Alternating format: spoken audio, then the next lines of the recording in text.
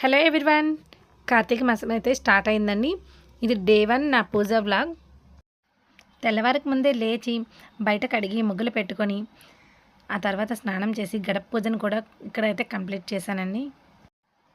తర్వాత అయితే నేను ముందుగా తులసి పూజను అయితే చేసుకుంటానండి. ఇక్కడ తులసమ్మ దగ్గర దీపాలు పెట్టుకొని మనం రోజు బయటకు వెళ్ళి తెప్పలు వదిలే అవకాశం ఉండొచ్చు, ఉండకపోవచ్చు.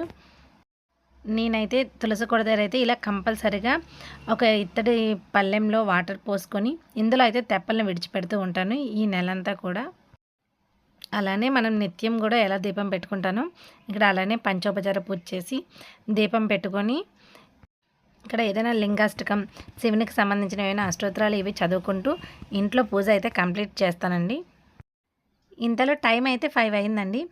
అలా చెరువుకు వెళ్ళి తెప్పలు విడిచిపెట్టయితే వచ్చాను. అన్ని నెలల కన్నా కార్తీక మాసం అయితే చాలా అంటే చాలా బాగుంటుందండి. నాకైతే చాలా ఇష్టం. మీలో ఎంతమంది కార్తీక మాసం చేస్తున్నారు? కామెంట్ చేయండి.